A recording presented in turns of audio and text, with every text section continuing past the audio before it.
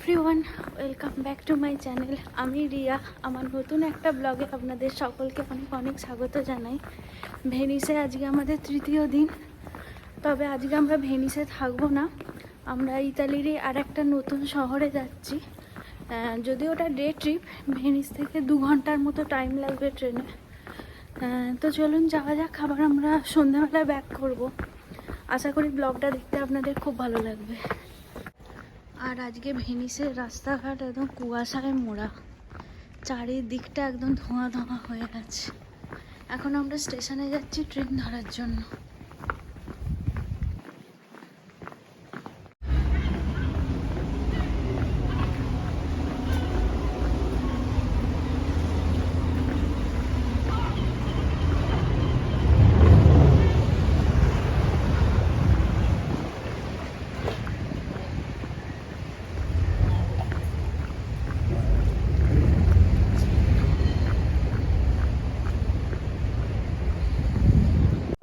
আজ ভেনিসে এতটাই কুয়াশা পড়েছে যে দূরের সব কিছুই ভীষণ অস্পষ্ট। তবে এই ওয়েদারটাও কিন্তু বেশ ভালো লাগছিল। আর ওই ফুটব্রিজের ওপর থেকে গ্র্যান্ড ক্যানালের দূরের অংশগুলো তো প্রায় দেখাই যাচ্ছিল না। এই যে আমরা স্টেশনে চলে এসেছি। প্ল্যাটফর্মে এসে দেখলাম আমাদের ট্রেন তো দাঁড়িয়েই আছে। আর ট্রেনটা দেখে মনটা একদম ভালো হয়ে গেল। তার কারণটা হলো ট্রেনটা ডবল ডেকার। এর আগে আমি কোনোদিনও ডবল ডেকার ট্রেনে উঠিনি, এই প্রথমবার। তাই এক্সাইটমেন্টটা আরও দ্বিগুণ বেড়ে গেল। আগে তো অস্ট্রিয়ার অনেক ট্রেনই আপনাদের দেখিয়েছি। চলুন আজ ইতালির এই ডবল ডেকার ট্রেনটা আপনাদের দেখাই। ডবল ডেকার ট্রেন বলে কথা, নিচে তো একদমই বসবো না, সোজা এই সিঁড়িগুলো দিয়ে ওপরে উঠে যাব। কারণ ওপর থেকে বাইরের দৃশ্যগুলোকে আরও সুন্দর দেখতে লাগবে। চলুন আপনাদের গোটা ট্রেনটা একবার ভালো করে ঘুরিয়ে দেখাই। এখন ট্রেনটা প্রায় ফাঁকাই আছে।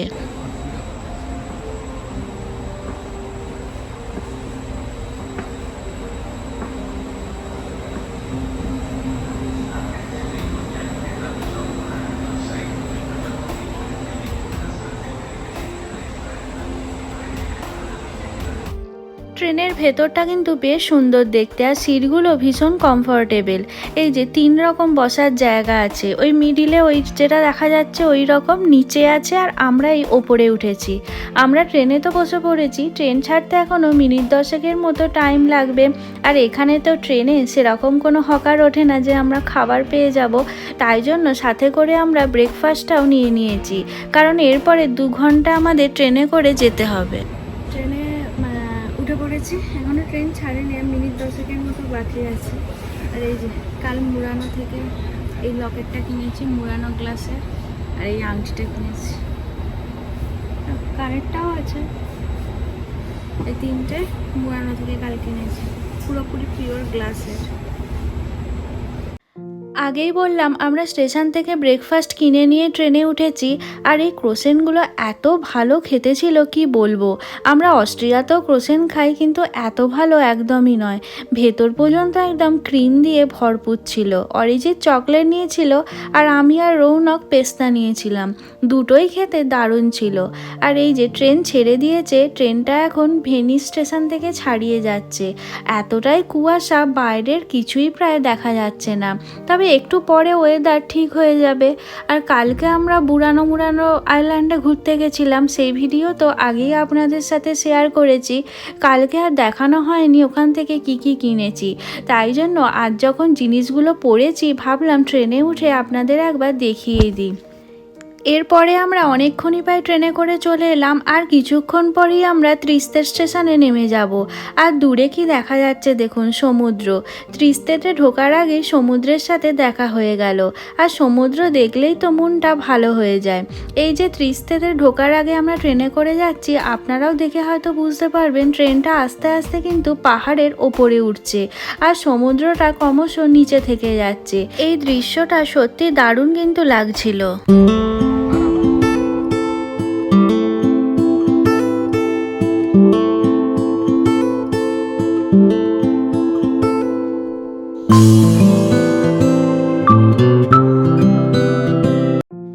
এই যে এবার সমুদ্রের কোলে ঘরবাড়ি দেখা গেছে, মানে আমরা ত্রিস্তেতে ঢুকেই গেছি আর একটু পরেই হয়তো নেমে পড়ব। নেমে দেখলাম স্টেশনটাও এখানে কিন্তু বেশ বড়, আর অনেক মানুষজনই বেশ ট্রেনটায় ছিল, সকলেই নেমেছে। এরপরে শহরের ভেতরে গিয়ে বুঝতে পারলাম শহরটা কিন্তু ভীষণ সাজানো গোছানো। ইতালির ভেনিসের সাথে কিন্তু এই শহরের কোনো মিল নেই। ভেনিসে যেমন অনেক বছরের পুরানো পুরানো ভাঙাচোরা বাড়ি, তেমনই ত্রিস্তেতে সব কিছুই ভীষণ সাজানো গোছানো আর মডার্ন। যেমন রাস্তাঘাট তেমন সুন্দর সুন্দর বিল্ডিংগুলো, অনেকটা আমাদের অস্ট্রিয়ার মতো।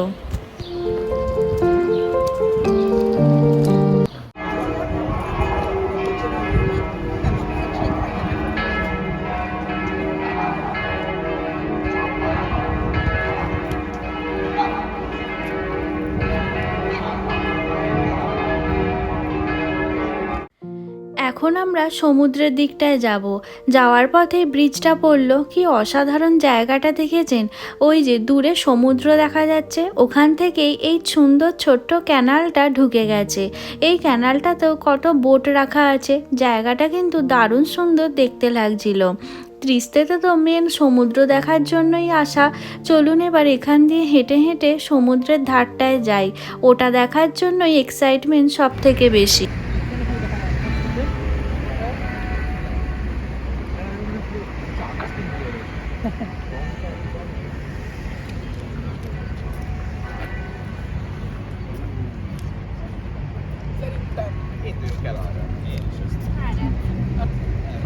Ez itt a főtér, vagy ez?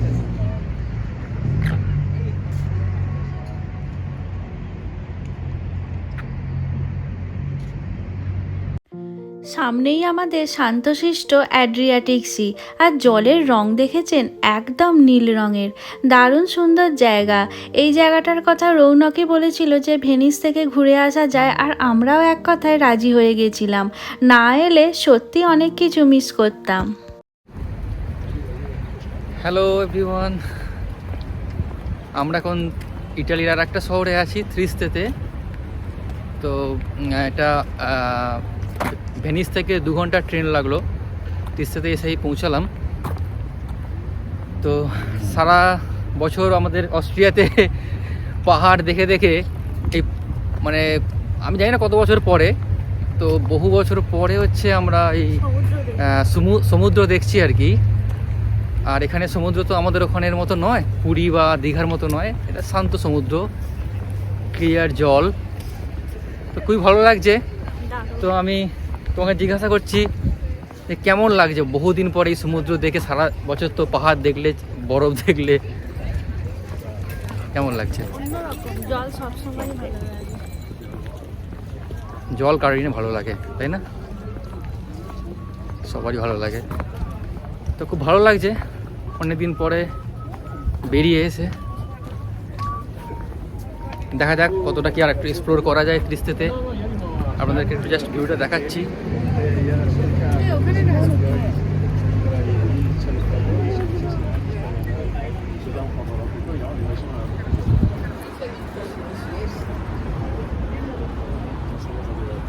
আপনাদের সামনের দিকে ভিউটা দেখাচ্ছি, আমরা যাচ্ছি ওদিকে। আমরা এই রাস্তাটা ধরে এখন পুরোপুরি এন্ড পয়েন্টটায় যাব। দুদিকে এরকম সমুদ্র, আর মাঝখান দিয়ে রাস্তাটা চলে গেছে। দারুণ অভিজ্ঞতা, ভীষণ সুন্দর লাগছে। আর জলটা হচ্ছে পুরোপুরি নীল, আর ওপাশটা দেখতে পাচ্ছেন পাহাড়, একদম পাহাড় এসে সমুদ্রে মিলেছে, অনেকটা আমাদের ভাইজ্যাকের মতো। অসাধারণ লাগছে। দূরে পাহাড়টা লক্ষ্য করুন, কি সুন্দর ধাপে ধাপে একটা এত বড় শহর গড়ে উঠেছে। গোটা শহরটাই কিন্তু পাহাড়ের ওপরে, আর পাহাড় গিয়ে সমুদ্রে মিশেছে। এই পাহাড় আর সমুদ্র একসাথে ভাবলে আমার ভাইজ্যাকের কথাই মনে পড়ে। যদিও ভাইজ্যাক এখনও আমার ঘোরা হয়নি, কিন্তু ত্রিস্তেটা ঘোরা হয়ে গেল। আর জলের কালার দেখুন, অপূর্ব সুন্দর জলের কালার, চোখ ফেরাতেই ইচ্ছা করছে না। এখানে দাঁড়িয়েই মনে হয় ঘন্টার পর ঘন্টা টাইম কাটিয়ে দেওয়া যায়।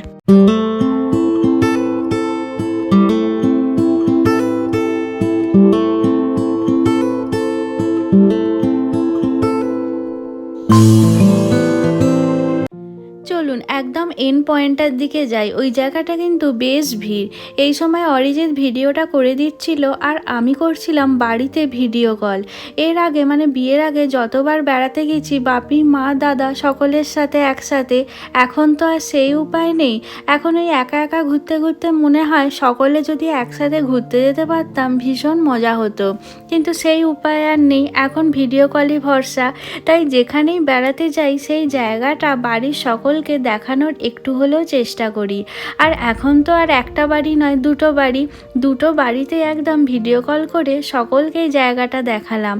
আমাদের সাথে সাথে ওরাও একটু দেখুক, আর ওরাও কিন্তু এতে ভীষণ খুশি হয়। এই ভিডিও কল করে যখন দেখাই আর আমরাও এতে খুব আনন্দ পাই, মনে হয় যেন ওরাও আমাদের কাছেই আছে।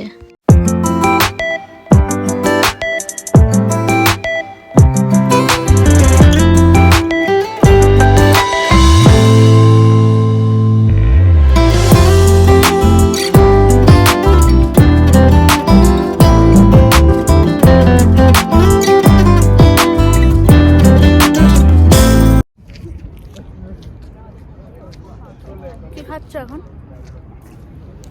ডেটস। এখানে বেশ অনেকক্ষণই বসে আছি, ভালো লাগছে।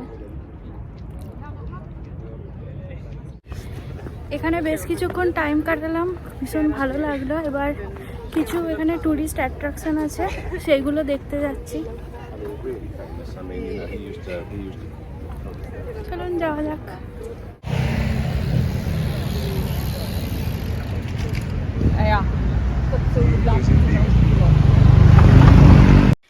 এক পাশে সমুদ্র আর রাস্তাটা পেরোলেই ত্রিস্তের এই সুন্দর সিটি সেন্টারটা।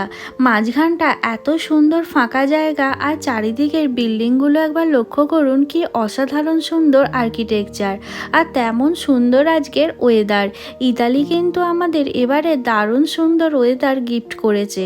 আমরা ইতালি আসার আগে বৃষ্টি হয়েছে, আবার যাবার পরে বৃষ্টি হবে। মাঝখানের এই 5 দিন একদম ঝকঝকে ওয়েদার। এখন আমরা ত্রিস্তের এটা সিটি সেন্টার,